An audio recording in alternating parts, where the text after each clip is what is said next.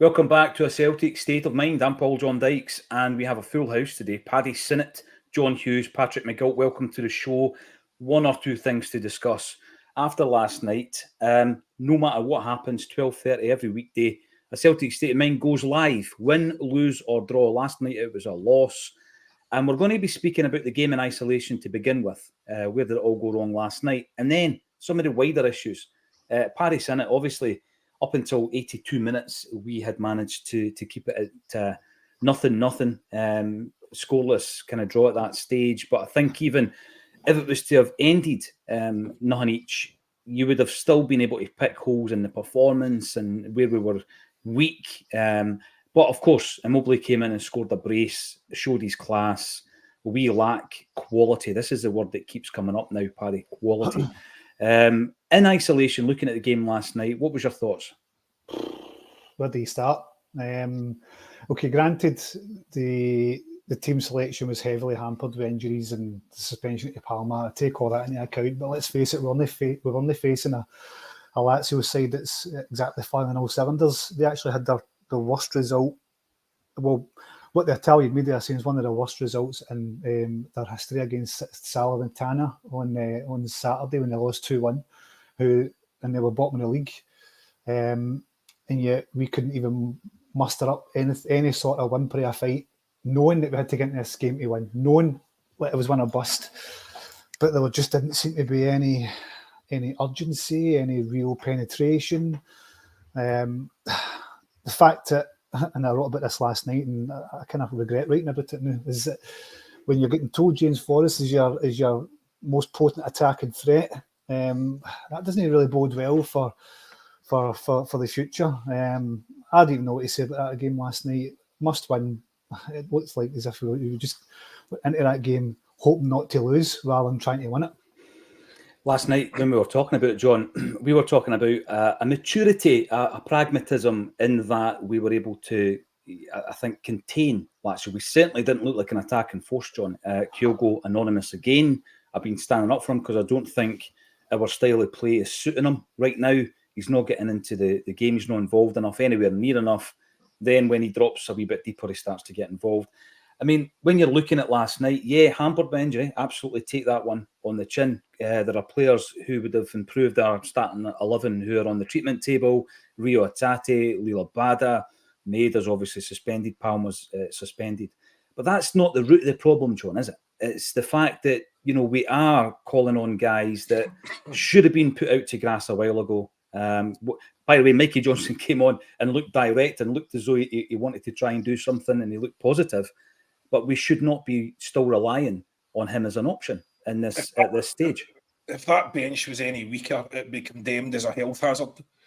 It's really, really poor. And for us to be in this situation, it's just really unacceptable. And we've been over the reasons why. But let's stick to the game for the moment. Again, the fact that Mikey Johnson comes on and actually delivers more of a direct threat straight away. I mean, James Forrest can't go past a man. He can run into space, but he can't go past a man. And the ball, it bounces off him like it's, again, like some sort of dog's toy, bitch toy. It just bounces off him. He can't hold a ball up. And he's been put in. The trouble with that is in those situations, you're under pressure. He's receiving the ball with 2 or 3 guys close to him. So you need to be able to, pull out a trick or, pull out a bit of pace to get past him. He can't do those things. So Mikey Johnson came on and looked better straight away.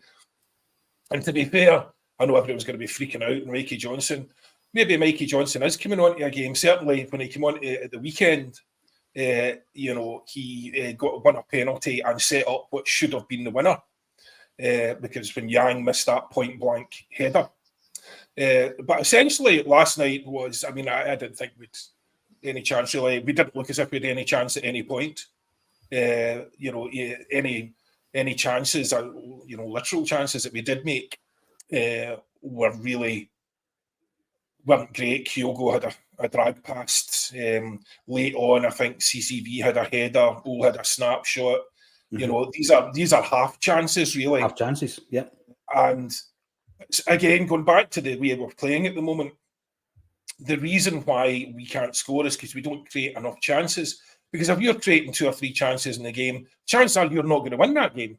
Because if you think about it, if you look back to when you know, we were, like, let's say, flying under Ange in a system that suited Kyogo, Kyogo would miss 3 chances a game by himself, you know, before he scored, or, you know, round about the scoring. You know, we don't have the players, really, we don't have the Immobiles of the world who are going to come on, have a couple of goes and have a couple of goals. We just don't have that.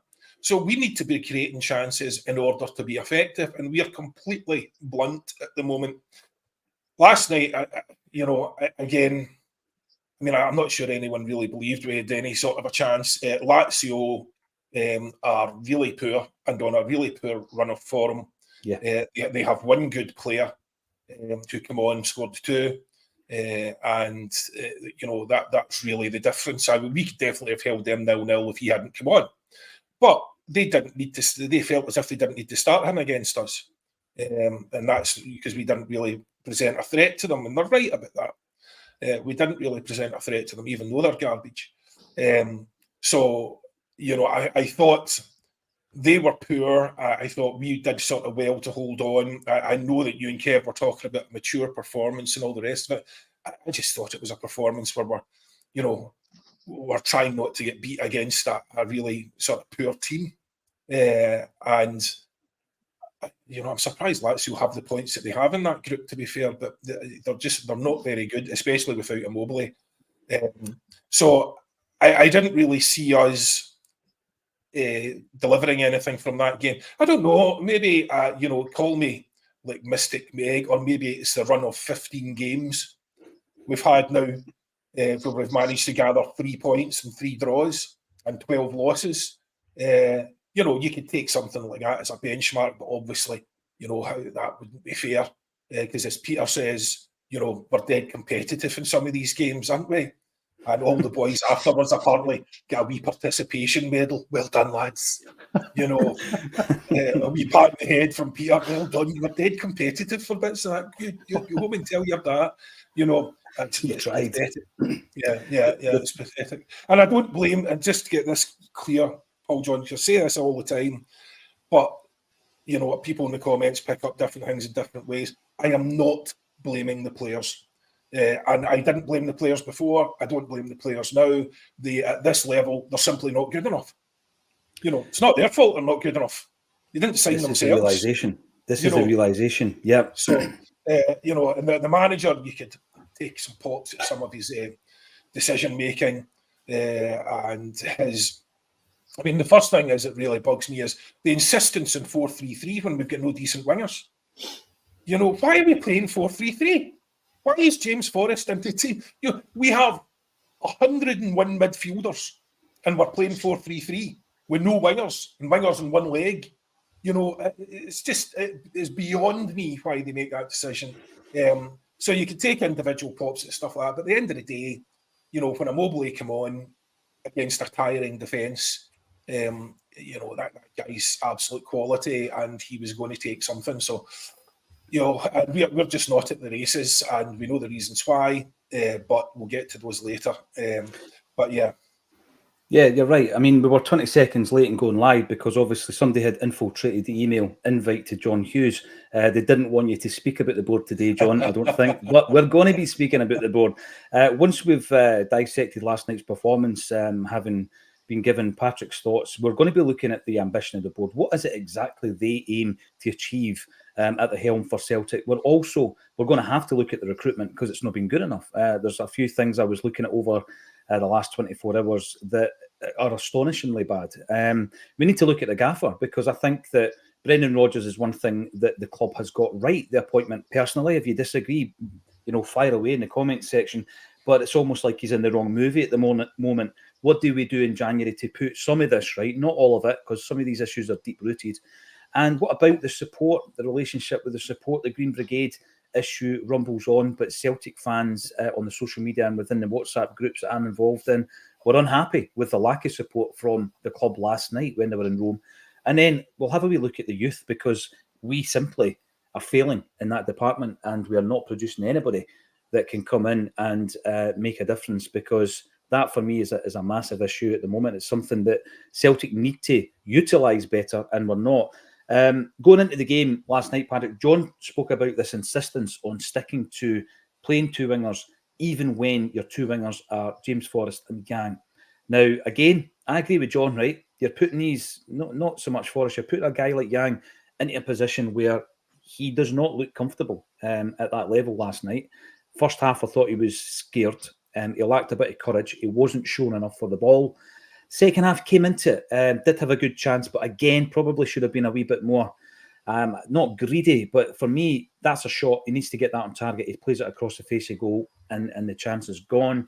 He was in the game a wee bit more in the second half, but I was surprised he was kept on for as long as he was. Although we didn't go into it with a different shape, Patrick, we did contain them in the first half, so job done. But we were not an attacking force. And this is a team that for the last couple of years, we've been used to seeing, with a flair and an entertaining style of play and being able to cut open defences. I've seen none of that last night, Patrick. Yeah, our problem last season was not being able to take our chances. We had so many chances, particularly in the two Shakhtar games. Decent couple of chances against Real Madrid in both games. Leipzig, I thought we could have got a couple of points from them as well. The problem was the defence, and the problem is still the defence. We're still leaking 2 goals a game minimum, but we can't score, we can't create a chance. And I agree with you, pretty much the only chance of the game was that Yang header about 5 minutes into the second half. And it's a bit of a narrow angle, but you probably should be going for a goal there. The keeper's sort of struggling to get over to that side. So it's like Groundhog Day. We're just analysing the same problems over and over after every European game. I think the last win in the Champions League was away to Anderlecht about 6 years ago now, which was also our last clean sheet. So I think that tells you something. We can't defend at this level, and I think we've conceded 2 goals in every single game in this group, and then obviously 6 against Madrid away. But yeah, we were toothless going forward last night, and as much as we contained them, I thought Neil Lennon was spot on in the after-match analysis. They were quite passive. They have a poor side. I mean, if you think back to Mark O'Neill's team and maybe even Strachan's team, they'd be sitting second in this group quite comfortably. Because Feyenoord, as much as I think people rate Feyenoord quite highly, but certainly from what I've seen, they're not that good a team. And Lazio are absolutely rotten. I agree with John. I don't know how they've got 10 points. I mean, we've gifted them 6 in all fairness, but 2 very poor teams. For once, we get a really lucky draw in the group stage, and we gave ourselves a real chance. Because I thought last season's draw was quite good, but this season was even better. And as I think we all agree, the recruitment's been absolutely woeful. We went out and we got probably the best manager we could have got. We get lucky because he's a Celtic fan. He's been here before. He wanted to come back. If he didn't, God knows what manager we would have ended up with. But unfortunately, the recruitment's been extremely poor, and we've been unlucky with injuries and suspensions, especially for this game. But the planning and the signings the last 3 windows have been incredibly poor. I mean, I think Alistair Johnson and Palmer, out of about 20 players signed, are the only 2 you could say are first-team players. And even then, Alistair Johnson seems to have fallen off a cliff in Europe this season. I thought it was brilliant the first 6 months, but just about all of our goals in the last couple of games have came from the right-hand side. And I don't know what's happened to the guy. I mean, something obviously has to happen with the recruitment team. I know we're trying to develop Barrowfield, try and improve the youth system. That's another thing that's been shockingly poor the last 10, 15 years. You can only really point to Tierney and McGregor as success stories there. So there's a lot to improve, and it's mainly recruitment for me. Yeah, it is. I mean, obviously, after the game, you're on the bulletin and you're frustrated, but then you take to the WhatsApp groups, Paddy, and you get some great points being made, even in the emotion of it all. And, we're talking about recruitment. Patrick's mentioned recruitment there. And I think you're right. I just don't think it's the last transfer window. I think it actually goes on 2 or 3, probably 3 transfer windows. And, the subject around Matt Lowell was raised at the AGM, Paddy. So let's have a wee chat about recruitment. I sent a message last night, and it was basically looking at kind of this time last year, the last home game of the Champions League campaign against Shakhtar Donetsk. And, you know, when you look at the actual squad list, you think to yourself, wow, we have been diminished quite a bit since on the back of the programme, Celtic squad list. You've got guys in there no longer in the building. Karl Starfelt. Listen, Maurice Jens, I'm not going to include him in the big list. Giacomakis obviously was at the club. Aaron Moy, Jota. You go down that list, there's more. You've got obviously Maeda and Hatate were unavailable last night, but Josip Juranovic as well. So we have, for me, been weakened since then. And you look at a team like Shakhtar Donetsk, they spent 12 million euros in the summer transfer window, Paddy, but they can get a result in Europe. So, you know, it's not for me, you know, when people say to me, and it's normally board apologists, they say to me, we can't compete. And it's almost like we can't compete, so why try?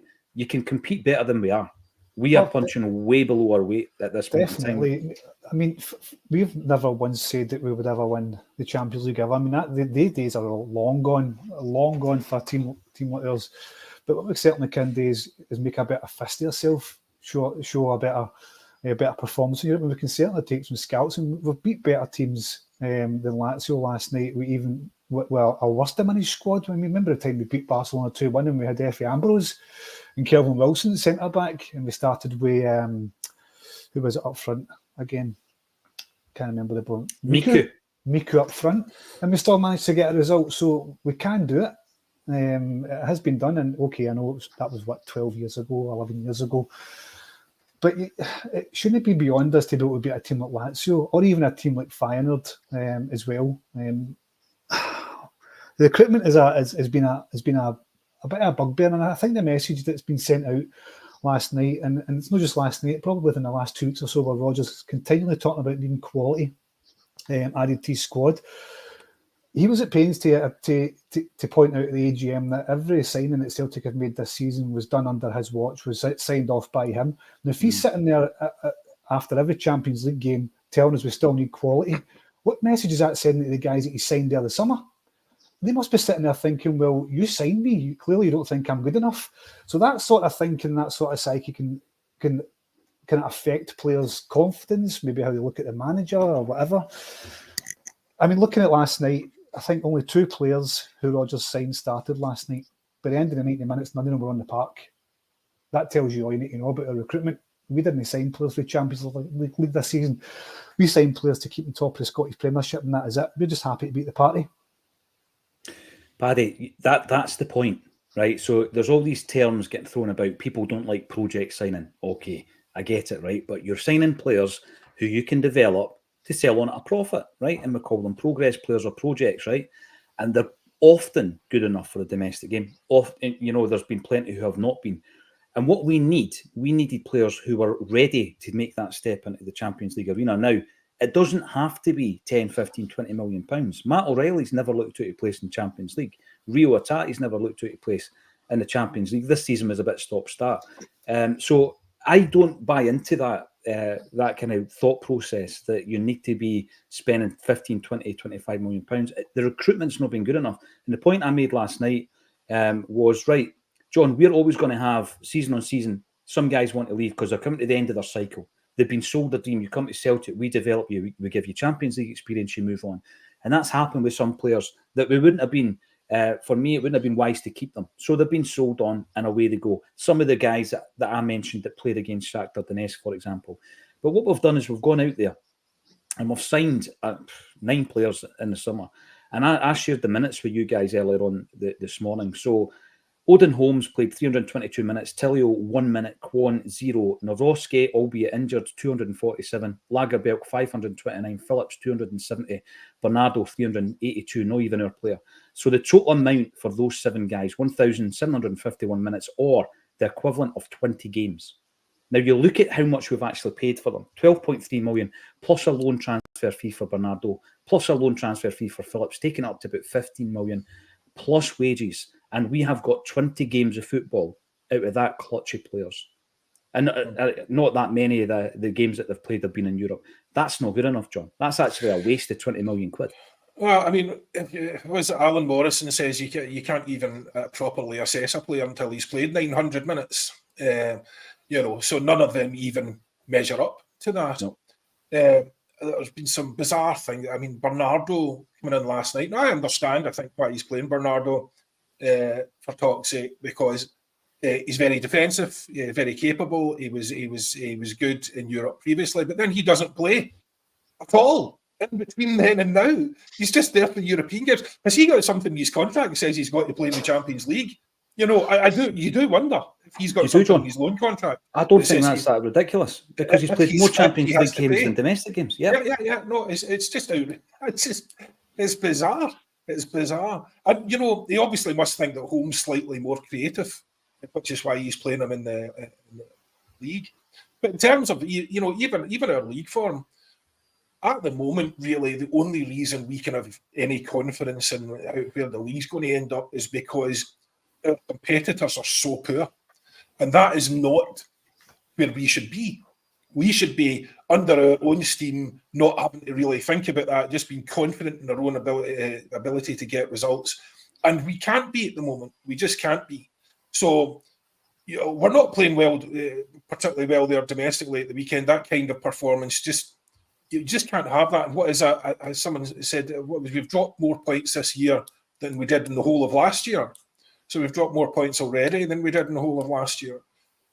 So, I mean, I just think that's, and Brendan's talking about, he's going on, he says, he wants players to come here, wants quality players. Now, what I'm hoping has happened is Brendan came in, was flummoxed by how professional looking the recruitment department is, and maybe he was impressed by that.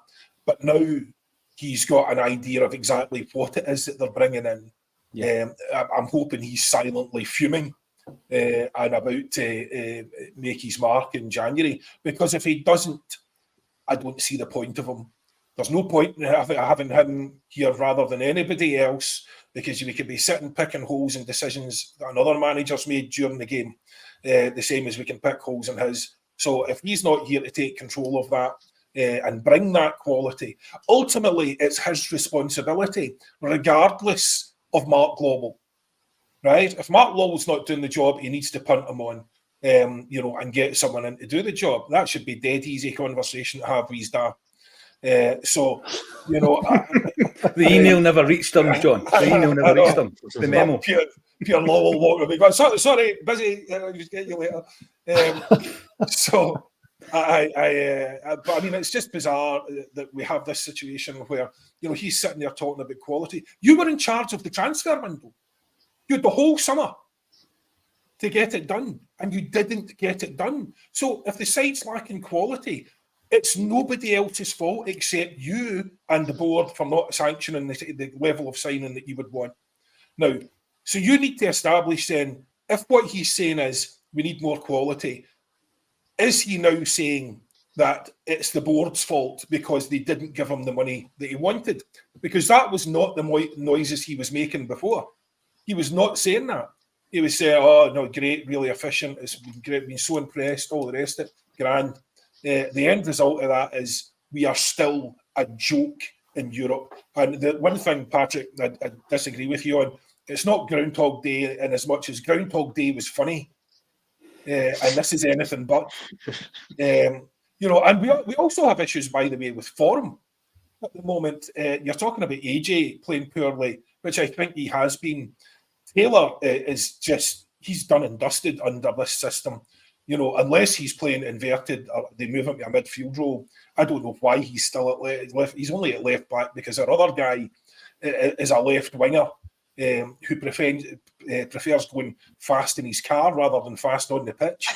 I've no idea. I mean, Greg Taylor, he's an absolute 100% liability, and everybody targets him now because they know that. Yep. So we have such obvious weaknesses. I don't think O'Reilly's really been playing particularly well. But if you look at, I don't know if the Denmark game sort of hit his confidence a wee bit. He didn't play well there. One of the goals he gave away was directly as a result of a mistake he made when they lost 2-0 to Northern Ireland. You know, I don't think he's playing particularly well. I don't think Calmack's playing particularly well. Whoever's in that third slot usually isn't playing particularly well because they don't have any time. You know, we're expecting miracles from Mikey Johnson, who's played about 3 times in 8 years. We did have like Tillio on the other wing, who may well be the best Oompa Loompa ever to escape from the chocolate factory, but it's not really the size or the athletic size that we need. Now, I know there's been brilliant, our best player was a wee guy.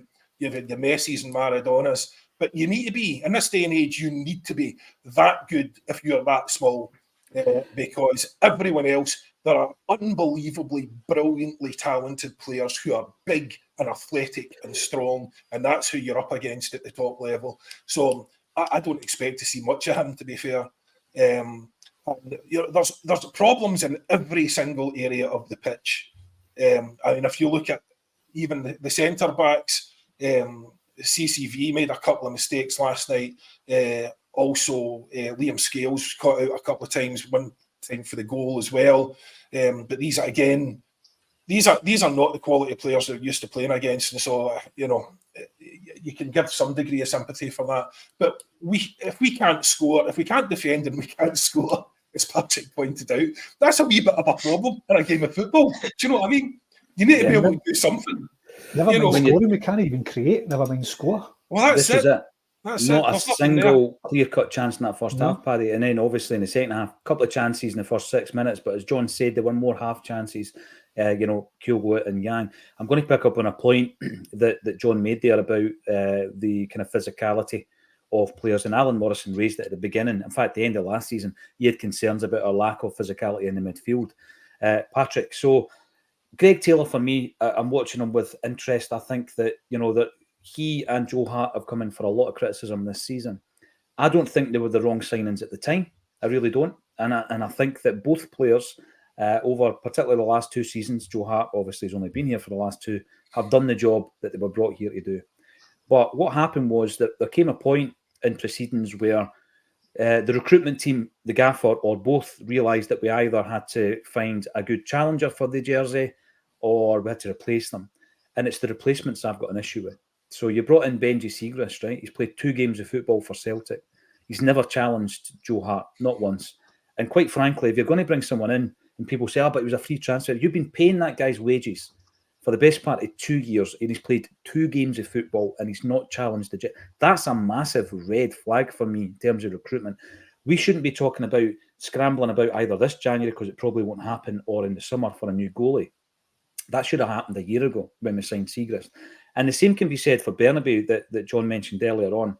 5 foot 5 inches, right? Now, one of Greg Taylor's biggest issues, and I watched it last night, it was so obvious last night, out-muscled every single time. He got his booking because the guy out-muscled him. And there was no way he was going to get back into position, so he just dragged him down. And it happens numerous times in a game. Now, by the way, with the ball at his feet, as an inverted kind of fullback playing more in a midfield position, he looks like a tidy player. But in the Champions League, Patrick, you need to have that level of athleticism that John's talking about. How do we replace him? We buy a guy for the best part of £4 million who's smaller than him, right? Who's got less positional awareness than him. And according to his rap sheet when he appeared at court, he's on £8,000 a week. Now, by the way, you can't judge it. If I was getting £8,000 a week, I'd be delighted. But seeing the great scheme of things on Champions League level, that's the wrong tier of player to bring in to improve your side, Patrick. So the recruitment is a massive issue right now. And, I'm going to go back to another point John made. Brendan Rodgers took ownership of it. He's now slowly, trying to fritter away at that ownership by saying, I need more quality, as if to say the guys you've given me aren't really good enough. That needs to change this January, Patrick, or we're in trouble. Because you know what Brendan's like. He promised to be here for 3 years and all the rest of it. If he's not getting what he needs, if he's not getting the tools, and he's going to start looking bad, worst record in the Champions League, etc., then you know what's going to happen. We've been in this movie before. We've seen it before. So January's massive for us, Patrick. Yeah, it's been quite an uninspiring season so far, especially when you're coming off the back of a treble, you've got loads of money. But, we lose 2 players, bring in a big fee for those 2 players. And, all of a sudden, it's been totally underwhelming. and we're now talking about the manager walking away because the players are all terrible. And, I was quite concerned about Taylor. You mentioned him there. He only really played well under Ange, and even under Ange, it took him a wee while to get used to that system, because for the first 2 years, the first year, obviously, it's curtailed in March the season, but he struggled to get in the team ahead of Johnny Hayes and Bolingoli. I mean, that's where Greg Taylor was at when we signed him. Yeah. And then the second season, he plays a lot more, but it's, the COVID season, disaster, everyone's playing terribly. So he's only really had a good, I say 18 months, but he's only really played well under Ange. And we're seeing now he's been absolutely dreadful. I mean, he played those 2 games for Scotland, he was woeful. So, I've been saying for a while, I think we can quite easily upgrade that left back spot. Bernabe definitely isn't the man to do it. I was quite keen to give Bernabe time last season, but he's absolutely nowhere near the team. He's not had a great game for Celtic so far. He's not been on fire at any point. And Joe Hart, I agree with you at the time. Good signing, especially for what was it, £1 million. Great first season. Thought he was poor last season. He's got a bit better this season, but again, that corner against Motherwell at the weekend, and just we're allegedly looking to play out from the back. He's not the best at distribution, and he's also not the greatest shot stopper. So, and again, another area that we can definitely improve. And then you look at the squad, and you're talking about the bench, and you can talk about injuries, but how many of our players are actually good enough for this level? As you say, I thought before the season started, you're maybe looking at 5 or 6. But with Alistair Johnson's form falling off the edge of a cliff, and if you're not getting service to Kyogo, I mean, if we're talking about physicality, right, O'Neill and Strachan, I think, done well because their teams had a lot of physical, tall players. Yeah. Mm-hmm. And the way football works now, everyone's trying to play with the ball at their feet. So Celtic are in this position where we're trying to play with the ball at our feet domestically, but when we go to Europe, we're totally out-strengthened and out-fought, and we're small compared to a lot of teams. So you're trying to play with the ball at your feet, but when you go into Europe, you're trying to be more physical, and you can't sign players who are both of those things, because players who are both of those things all play for Man City and Bayern Munich. There's very few players who can play sort of sexy passing football, but also are 6'3", 6'4". So, we need to have a clear understanding of where we're going, what type of team we want to be. But as you say, Patrick, you make a good point, and again, other people have made it. And the issue with the old style managers was they still had that old style thought in their head. First thing is, be difficult to beat. Mm-hmm. Now, we seem to have lost sight of that completely. And again, that doesn't apply to us. I know it's difficult because it doesn't apply to us really in the league. Mm-hmm. But in Europe, you're building a team that's going to do anything in Europe. The first thing is you've got to make yourselves difficult to beat. And we are not difficult to beat, and we can't score. So neither of those things apply. But, again, as you pointed out, that we've had teams before that could do that, and they might not have been the silky smooth, but they were big units and they were capable and they were hard to play against, and they had occasional stars sprinkled in there. You don't need every one of your team to be a 10 out of 10 if they can get their job done, if they can disrupt other players, if they can stop the balls getting played through. Whatever it is, if it's going to be destructive or constructive, as long as you're not a liability. And that's the other thing as well. I mean, we cannot hold on to the ball. Since Ange, we just can't hold on to the ball. And Brendan's trying to have us playing possession to keep the ball, as a form of defence, as a form of taking a break, and that's grand. But as soon as we play it forward, it comes bouncing back. We cannot hold on to it in the dangerous areas. So it's difficult to know where to go. But historically, this team does not compare well. And ironically, we had this conversation last week when we were comparing, the old teams against new teams, and I said that's not even an argument. They would get bodied about, and if there was ever a demonstration of that, it's last night. We don't have the physical. We have a deficit in athleticism as well as skill, a significant deficit in athleticism, which is a problem because that can make up for a lack of skill to a great degree. But like, you know, as you pointed out as well, Paddy, you know, we've got problems starting from the goalkeeper and going all the way through. If you want to pick holes in the, you know, you can be positive about players, and we usually are. And I try to be very much so positive about individual players. But the bottom line is, if you're going through that lineup individually, it's very easy to level criticisms at everybody, every single player, fairly obvious weaknesses. So, you know, we're just not good enough here. And it's not, as I said right at the start, it's not the players' fault. They are simply not good enough. You know, last word on recruitment then. Mark Lawwell comes in, and that was in Ange Postecoglou's third transfer window, right? And that's where the hit rate started to dip, you know, because the second transfer window was Matt O'Reilly, Maeda, Hatate, Ideguchi. The first one obviously was wider with Jota and Carter Vickers coming in on loan, Starfelt, Abada. So the first two transfer windows had to be good, and they were, and the hit rate was really high. Matt Lawwell comes in, Paddy, and he's the guy that was questioned, the AGM, sorry, that Nicholson was questioned about. How was he recruited? And the answer that was given was Ange wanted him. It was Ange's man. He'd worked well with him at the City Group. And 10 months into a 12-month rolling contract, they bowed down to Ange's demands. By the way, at that time, no one was arguing with Ange, right? Everybody was on the Ange boss. And he gets his man, and Matt Lawwell comes in. What if, though, we're now in a scenario, Paddy, where the new gaffer is quite clearly unhappy with the quality, that's the word he keeps using, of the players that are coming to the club? Do we just as quickly move Matt Lawwell on as we were keen to get him in the door, Paddy? Or are we in a situation, like John alluded to, where he's feeding into this clique within the Celtic boardroom, where it's going to be impossible to get rid of anybody if your name's Lawwell or Desmond? The only thing I would say to that is, right, if Brendan Rodgers has got full veto to all the transfers, all he has to say is say no. I don't want this guy, I don't want that guy, I don't want that guy. And then when people start asking questions why the recruitment isn't happening, never mind why is it so poor, then he can go ahead and say, well, the guys that I'm being told to sign just aren't good enough. And I think the Celtic fans would probably get on board with that better than just signing absolute dross and hoping that you stick 10 pictures up on a dartboard and throw one and hope one sticks. Do you know what I mean? So that seems to be the recruitment policy right now. We signed 8 players in the summer, and I include Awata as a permanent signing on that. How many can you say has been a success?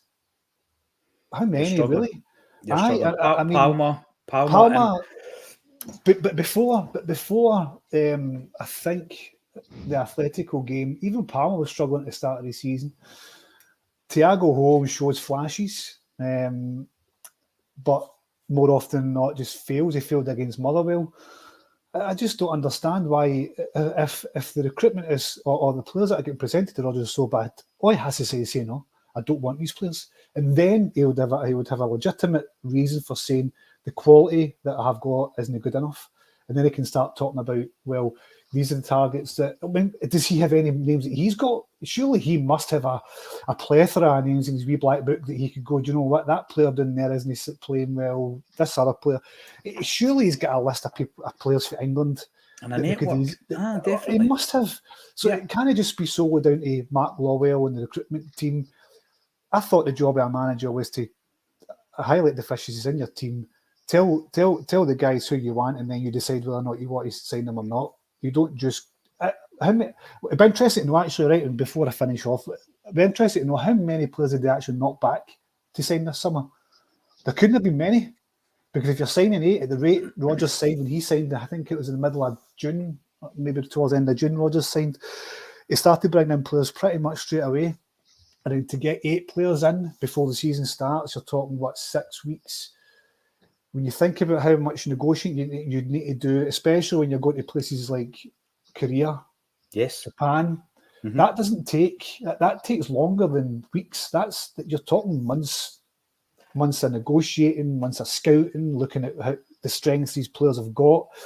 So you're not telling me that Rodgers sat there and identified the 8 players to say they're the 8 players that I want to strengthen the team. I know, because he was on the short list. That's what he's telling us. So Yeah. I've got to take him at his Can I word. just say there as well? I just can't let it pass. There was everything I could do not to jump in. Peter Lawwell and Mike Nicholson must think we all come up the Clyde in a fucking banana boat. So you telling me that of all the guys in the world that are in those jobs, Mark Lawwell was the guy. It was Ange's guy, was it? Ange worked with him at City Group, did he? Aye, that's great. Do you know, Mark Lawwell wasn't doing this job for City Group. He was doing a different job. So what is it exactly? Oh, Celtic, I've got his internet They connection. have and he's pulled gone. the plug. They've pulled the plug on John Hughes. I knew this was going to happen, John. Yeah, you're back. You're back. Did Peter Lawwell get me? Yeah, so I was just saying, I mean, again, it's just taking us for fools, taking us for idiots to think that we're going to believe that. It is not credible to say that, you know, because he wasn't doing this job. So what was it Ange liked about him as a head of recruitment? Because he wasn't a head of recruitment. He was doing a different job. So it's just not plausible. And maybe they thought he would come with a big database. And to your point, Paddy, the problem I think Brendan has and why Brendan was happy with the way, you know, the setup was because I don't think Brendan does have a black book. Every single player that he's been looking at since he was at Leicester all those years, we wouldn't be able to afford any of them. And the ones that we could afford, you wouldn't want. You know, so I'm not sure he has a network or a black book full of names. I don't think that's what he was bringing to the table. He certainly wasn't bringing what Ange brought, which was an extensive knowledge of the world game and players that presented value for money. But he must have something, John. Surely he must have something. When was the last time as Leicester manager he had to worry about value for money? You know, you're signing guys for 50 million, 100 million. Who cares if they're value for money? Just sign them. You know, it's just it's funny money. It's monopoly money. You know, so and again, but that whole Mark Lawwell thing, he was Ange's man. Away you go. Absolute nonsense. I'm going to point it out here because it's 42 minutes in, and the reason we're talking about these deep-rooted issues is because we want the best for Celtic. You know, I remember when Acsom started talking during the pandemic season with a negative slant, or it was described as a negative slant in relation, or a critical slant in relation to Celtic recruitment, the board. And it took a while for people to get used to that because they felt, why are you criticising Celtic? You can't be a Celtic fan if you're criticising the club. No, we want the best for what Celtic can possibly succeed in when it comes to European football. We want the best when it comes to value for money, when it comes to signing, because let's be honest, it's the season tickets and the merchandise that Celtic fans are buying that is resulting in us being in such a shrewd financial position at this stage. Now, I'm going to say one other thing. Whenever I speak to anybody who's got any connection to Celtic, I'm a sponge and I want to find out as much as I possibly can. And I remember having a discussion. This was during Brendan Rodgers' first time in charge. And I was being told about how he worked when it came to recruitment and scouting and all this. And the guy worked, every single thing was explored. He left no stone unturned. Every single player, this is go back to Paddy's point earlier, every single player was scrutinised before they came to the club. And then I just didn't get the same impression in the summer there that's what had happened. It was almost like, get the bodies in. Yeah. I mean, Kwon, who else was on that shortlist that Kwon was the best of the 3 or 4 players on the shortlist? Come on, right? Because I wouldn't like to see their standard. But there was a change. There was a change in his approach where he had almost checked out, if you like, where maybe he was sick of the setup and he was being presented with various players, scouting reports, and he was no longer interested because he said they're not good enough, Paddy. So we've been here before. And I don't want us to go there again with Brendan Rodgers because actually I think Brendan Rodgers was the best coach, the best appointment we could possibly have made after Ange Postecoglou. That's my view on it. It may change depending on the results or if our performance doesn't get any better. But he's had one transfer window, and I don't buy the fact that it was his transfer window. I think his first real transfer window is going to be coming in January. I want to talk about ambition, right? I'm going to start with you, Patrick McGilp. We have heard that the Dermot Desmond shares will go down to his son Ross, and they'll never leave the family, right? And that's given to us with an assurance that we're safe, right? They tell us that so that we think, oh, we're safe, that's fine. There's a culture within Celtic that if you start questioning the way the club is run, there's always this, but look what happened on the other side of the city, right? And there's almost like an over-cautious nature when it comes to the point where we take it to a point and it's looking good, and then we draw back and we actually get worse. And I think it happened in Brendan Rodgers' first time in charge. It's difficult to argue that it happened to Ange because he won a treble in his second season. And if we had started criticising the recruitment policy last season, we'd have been criticised for it. But we're looking at it now, Patrick, and we're looking at a culture where it's an echo chamber. They do not want to be questioned. And I mentioned last night, and it got a wee bit of traction on the comments section, about a journalist who had tried to get an interview with Dermot Desmond. And he never ever got past the first bit. I mean, the minute you start to get into the red tape of having to contact a manager or a personal assistant, you've had it. You need a contact who can give you their number or their email address, and you've got to go direct, or you just never get it. There was an opportunity for him because he knew that Desmond was going to be at a particular business that he ran on a particular day, and he got through to him. He got through the wire, and he's got Dermot Desmond on the end of the phone. And he's tried 17 times, to try and get an interview, and he's never got it. And he wants to talk to Dermot Desmond about his ambitions for Celtic going forward, the future. And he says to him, his first question, Patrick, right, was, tell me how many trophies I've won or Celtic have won during my time at Celtic. And the guy floundered. He couldn't give him the answer, and therefore he didn't get his interview. But what he was getting told there is, don't you question me, look at my success. And this is what it comes down to. I was speaking to somebody very close to the club not that long ago, and I was asked the question, what do you know about recruitment, Paul? So this is the attitude. This is the attitude that they've got. It's almost like, shut up, stand in line. We're lucky to be in Europe. Don't complain about it. It could be a lot worse. Do any of them know about recruitment? Clearly Just not. as a matter of interest. Because it would be great if one of them did. You know, and can I just point out one thing before, sorry, Paul John, I just have to say this.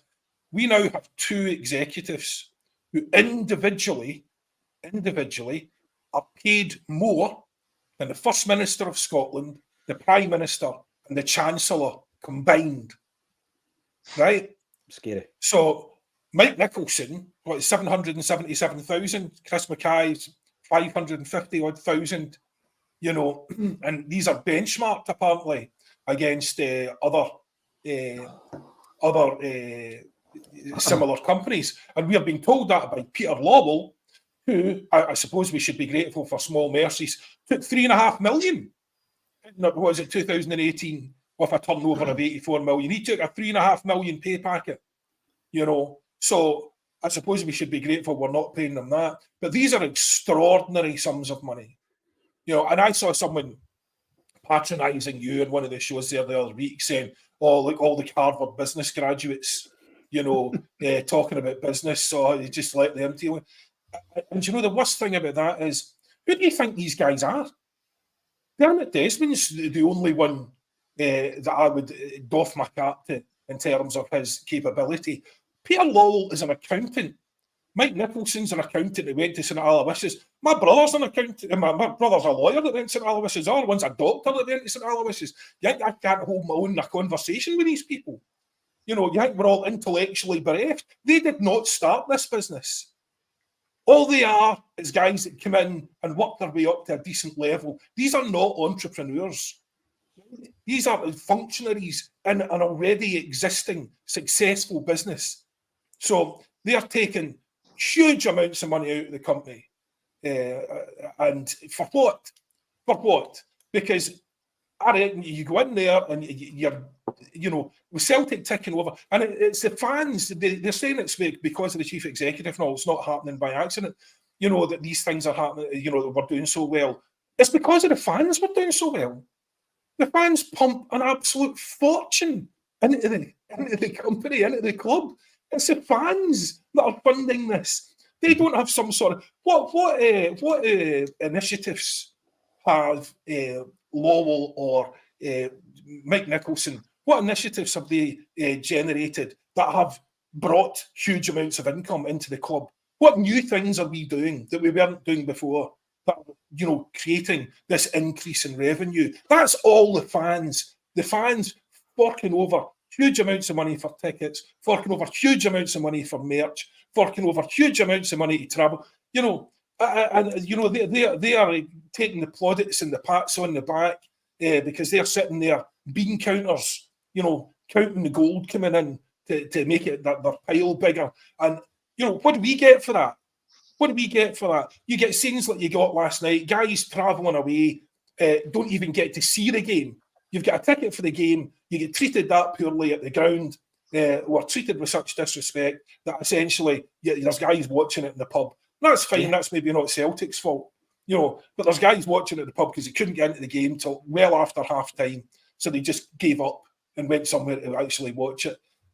But people are getting treated like that all over Europe. And the one thing that we're not getting, they don't even get to see a decent performance. They don't even get to see a decent game. They don't even get to see a quality player because these guys are so busy patting themselves in the back. And we've now got non-executive directors. Sorry, I mean, it has to be said. We've got now non-executive directors that have gone up from £25,000 for 6 meetings a year to 40,000.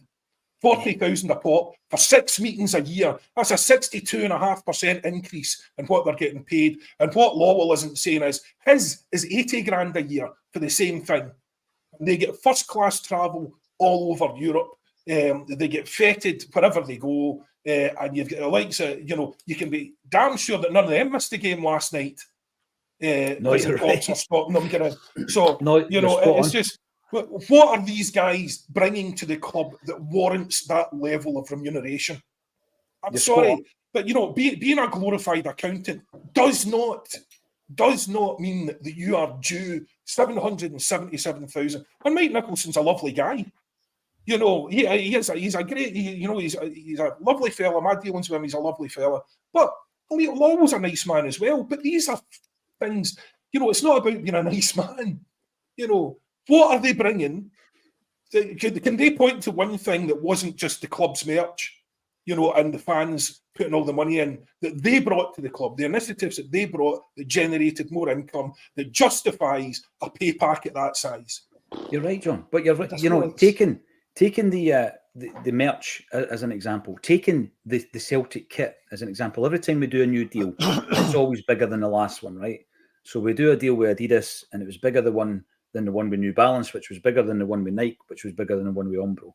And like you say, you get big, massive plaudits for the guy that done the deal. John, any one of us could do that deal. Celtic are a sellable brand globally to the point where it's not that difficult to sell the fact that you're going to be selling millions of jerseys worldwide with the green and white hoops on them. The fact that they got the designing it so badly shows you where they are when it comes to merchandise. You're right. It's not because of their ability as marketeers to get a good deal for Celtic when it comes to a kit deal with Adidas. That's because of the Celtic brand and the fact that Celtic fans worldwide are going to buy the product. It's nothing to do with the guy sitting in the meeting. The deal's going to get done, and the deal's always going to be a multi-million-pound deal. But these are the big things. Do you think there is an issue, because we're talking about ambition of the board, Patrick, an issue with the culture where there's an echo chamber and people like us and people like those last night who didn't even get into the game that travel to every away game in Europe and are kettled in like cattle. And, you know, there's really an attitude now where it's almost an us and them. We've got the situation rumbling on with the Green Brigade, Patrick, and it feels as though there's a disconnect between where the club think we are and where we could be and where we as supporters think we could be. Yeah, I think there is. And, you know, I sort of worry how long they think this can go on for. Because, you know, 15 games without a win in the Champions League, right? 6 years ago, we won a game. Since we won a game at home, it's been, 10 years? So we've all stumped up the money. We've all went along to the game.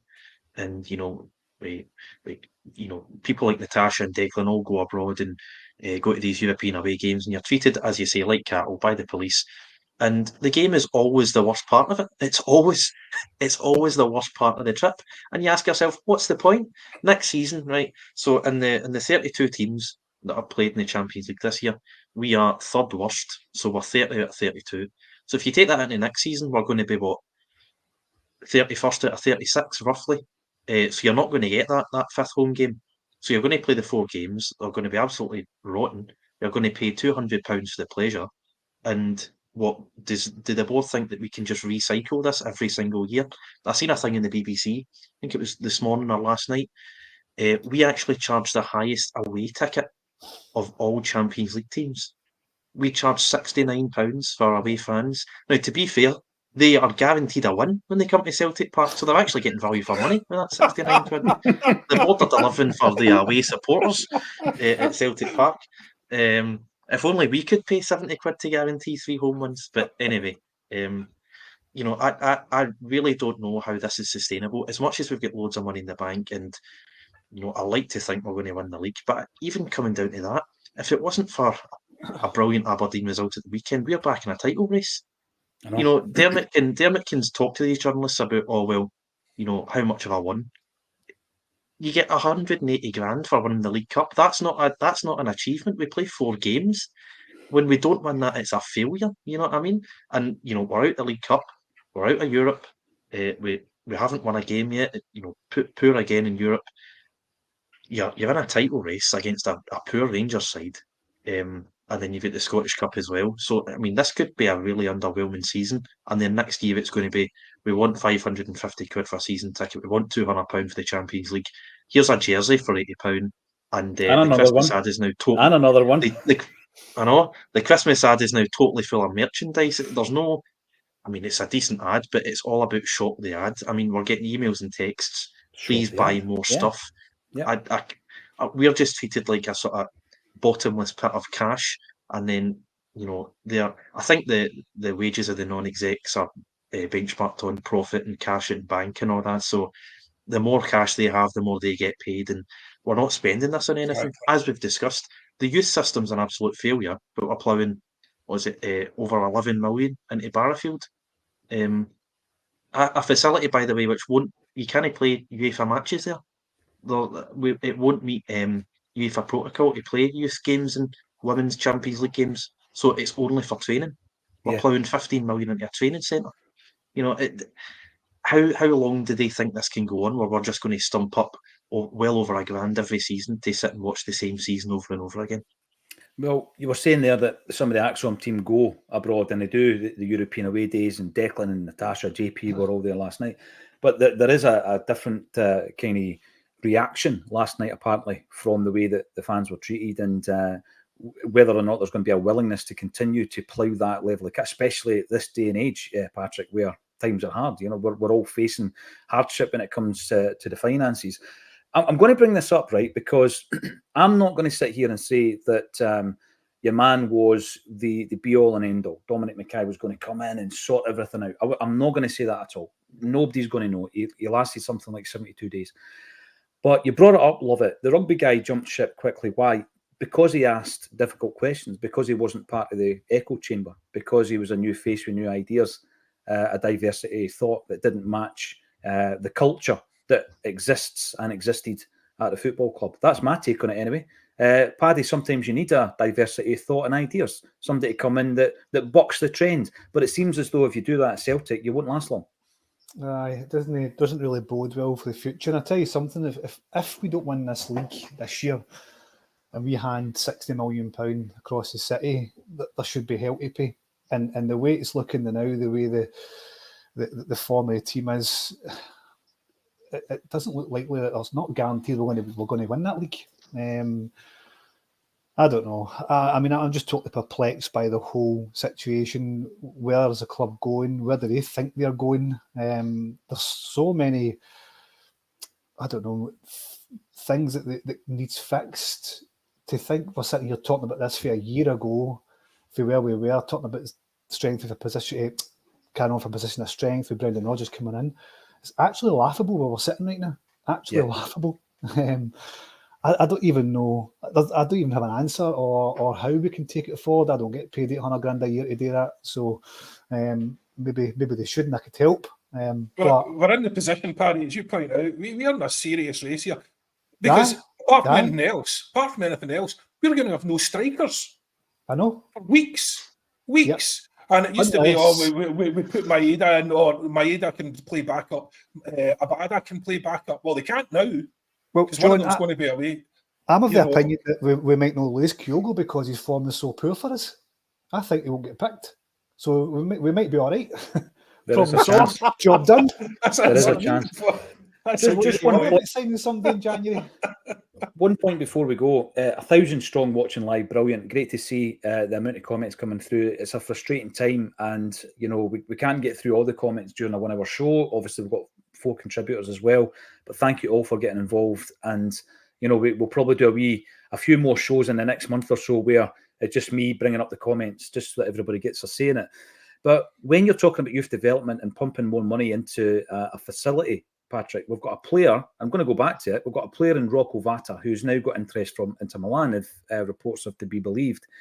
What if Inter Milan signed the boy, right? And he's good enough for them. Yet we've brought in Marco Tilio from Australia, who's played 1 minute of football, albeit some of the time he was out injured. That shows you that it's broken, doesn't it? What we are producing, there's no pathway to the first team. I think the last player that's broken through and played any number of games is probably Stephen Welsh. But, you know, he made his debut during the pandemic season, so we're now 4 years down the line. Where's the next wave of players coming through? They're not there. They're not there. Ange Postecoglou gave Rocco Vata a few games. That was it. Brendan Rodgers hasn't given him a minute of football.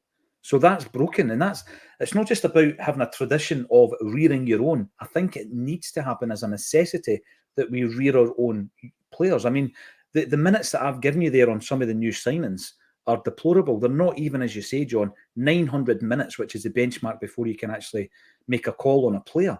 None of the guys I mentioned, 7 players that were spent big money on, have played 900 minutes, which is only 10 games of football. It's ridiculous, the scenario we find ourselves in. There's a complacency. But when we were speaking about it during the pandemic season, we got stick. People at the club aren't happy, but we can't just sing from the same hymn sheet. We can't toe the party line. We can't become Pravda. We need to speak the truth and how we're feeling as football fans. The contribution from all three has been tremendous, as has the comment section. Thank you, every single one of you, for getting involved. It's been an absolute pleasure, actually, today to get quite a few things off our chest. Paddy did seem perplexed when you were talking earlier on, Paddy, by the way. You could hear it in your voice, mate. It's emotional and it's coming from the heart. So thanks, everybody, for getting involved. Join us again tomorrow at 12:30 for another instalment of All Things Celtic. Thank you to Patrick McGill, Paddy Sinnott and John Hughes for joining me on A Celtic State of Mind. Yeah, well.